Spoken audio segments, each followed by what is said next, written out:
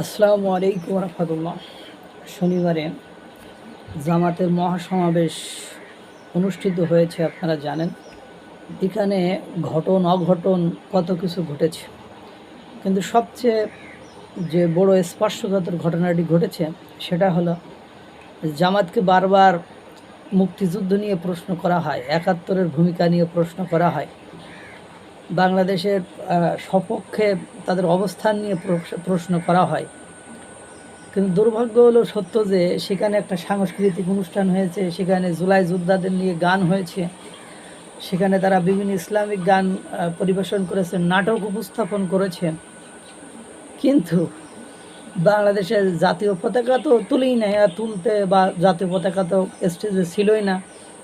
না তোলার প্রশ্নটা ওখানে খুব যুক্তিসঙ্গত নয়, বা তুলতে হবে এরকম কোনো যুক্তি নেই। কিন্তু সাংস্কৃতিক অনুষ্ঠান এত ঘটা করে করা হলো, সেখানে বাংলাদেশের জাতীয় সঙ্গীতটাকে পরিবেশন করা হয়নি। অর্থাৎ বোঝা গেল তারা বাংলাদেশের জাতীয় সঙ্গীত পারে না, বা তারা বাংলাদেশের জাতীয় সঙ্গীতকে মনে লালন করে না। তাদের বাংলাদেশের প্রতি ভাব ভালোবাসা কতটুকু সেটুকু এটা থেকে অনেকটা বোঝা যায়। এবং আর একটা বিষয় এখানে পরিষ্কার হয়ে যায়, তারা যে গণতান্ত্রিক হয়ে উঠতে পারেনি, উদার গণতান্ত্রিক হয়ে উঠতে পারেনি, তা তাদের সারাদিনের কর্মকাণ্ড মেসেজ থেকে বোঝা যায়। যদিও শনিবারের জামায়াতের মহাসমাবেশে জামায়াতের আমির ডক্টর শফিকুর রহমান সাহেব অনেক বয়স হয়েছেন, এই বয়সেও যে উনি ছোটাছুটি করেছেন, জেলার পরে জেলা ছুটে বেড়াচ্ছেন, প্রতিনিয়ত ছুটছেন, কথা বলছেন, এটাও সাধুবাদ জানাতে হয়। তিনি দুইবার পড়েই যান। অনেকে এটাকে নিয়ে হাসি তামাশা ঠাট্টা ফাজলামি করেছেন, আমি এটার অবশ্য পক্ষে নয়, কারণ এটা হাসি তামাশা ঠাট্টা ফাজলামি করে যে ভোট বাড়বে তা কিন্তু নয়। এ ধরনের এটা কোনো লাভ নাই, এটা এক ধরনের হিপোক্রেসি ছাড়া আর কিছুই নাই। এটা বলার কোনো অর্থও নেই।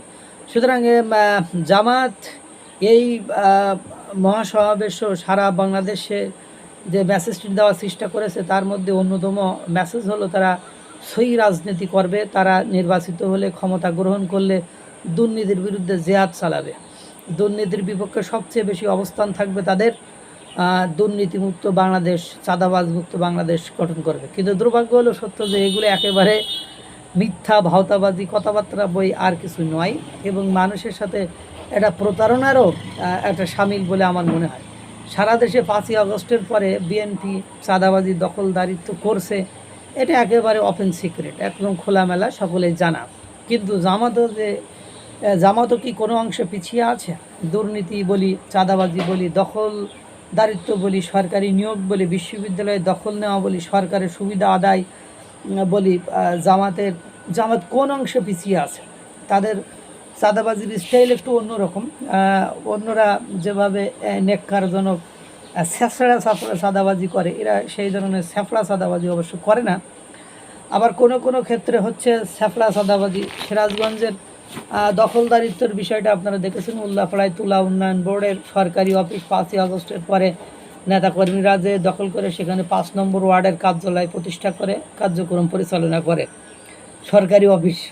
5ই আগস্টের পরে আওয়ামী লীগের সাবেক এমপির বাড়ি খুলনার দখল করে মাদ্রাসা চালু করেছে জামাত বিএনপির নেতা কর্মীরা। নোয়াখালীতে দোকানঘর দখল করে সেখানে ইসলামিক পাঠাগার স্থাপন করেছেন, এটাও আপনারা জানেন। এছাড়াও আরও এগুলো গণমাধ্যমে আসা নিউজের বাইরে আরও কত কিছু আছে। গণমাধ্যমে জামাতের কর্মীদের কীভাবে চাকরি দেওয়া হচ্ছে, বা চাকরি দেওয়ার জন্য গুরুত্ব দিচ্ছে, বা চাকরি দেওয়ার জন্য ইনফোর্স করতেছে, সেগুলো অনেকে জানে।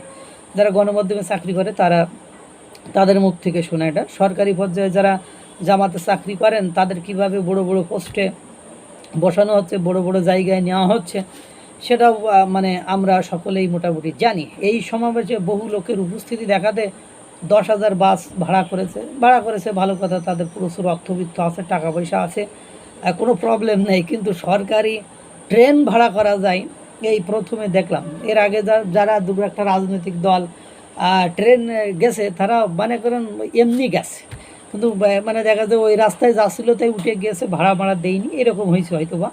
কিন্তু সরকারিভাবে সরকারের নিকট থেকে 4 জোড়া ট্রেন ভাড়া করা যায় কর্মীদের আনা নেওয়ার জন্য, এটাও একটা নতুন সেন্সেশন। এটা মানে আমরা নতুন করে দেখেছি। এটা নিয়ে কথা বলেছি অবশ্য। সকল রাজনৈতিক দলকে দাওয়াত দেওয়া হলো, 25 বছরের সঙ্গী হ্যাঁ বিএনপি ও এবি পার্টিকে দাওয়াত দেয়নি। পিআর মানে এখানে বিএনপিকে দাওয়াত না দেওয়ার কারণ হিসাবে এক নেতা বলেছে পিআর পদ্ধতির বিরোধিতা করাই দাওয়াত দেওয়া হয়নি, এই ধরনের কথা। এরপরে এবি পার্টির মুজিবুর রহমান মঞ্জু সাহেব জামাতের একসময় জনপ্রিয় নেতা ছিলেন, কিন্তু তিনি 71-এ জামাতের যে ভূমিকা এবং জামাতের যে কর্মকাণ্ড তার জন্য তিনি ক্ষমা চাওয়ার পক্ষ ছিলেন। ফলে জামাত তাকে দল থেকে বহিষ্কার করে। মঞ্জুকে দাওয়াত দিলে এবং এই বক্তব্য রাখলে হয়তো বা সেখানে একটা অঘটন ঘটে যেতে পারতো, এই কথা ওনারা অনেকটা বলেছেন। একজন নেতা বলেছেন, ধর্মনিরপেক্ষতা প্রমাণ করার জন্য গোবিন্দ প্রামাণিক হিন্দু মহাজোটের নেতা তাকে দাওয়াত দেওয়া হয় এবং তিনি বক্তব্যে হাস্যকর কিছু কথাবার্তা বলেছেন। তিনি বলেছেন 1954 সালে আওয়ামী লীগ যখন গঠন করা হয় তখন থেকে হিন্দু সম্প্রদায়ের প্রতিনিধিত্ব অস্বীকার করেছেন। বিএনপি আর আওয়ামী লীগ নাকি হিন্দু সম্প্রদায়ের ঘর বাড়ি দখল করেছে, কিন্তু জামাত খুব ভালো, জামাত তাদের কাছে খুব ভালো লেগেছে হয়তো বা।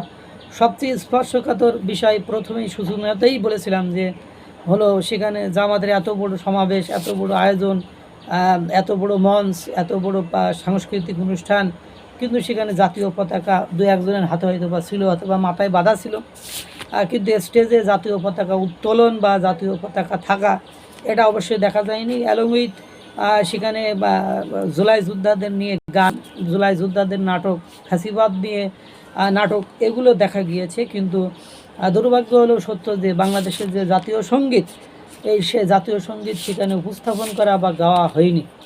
দেখেন বাংলাদেশকে তারা মুক্তিযুদ্ধকে তারা কতটা হৃদয়ে ধারণ করে, এখান থেকেই অবশ্যই সেটা বোঝা যায়। আল্লাহ তাআলা সকলকে ভালো রাখুক, সুস্থ রাখুক। আসসালামু আলাইকুম ওয়া রাহমাতুল্লাহ।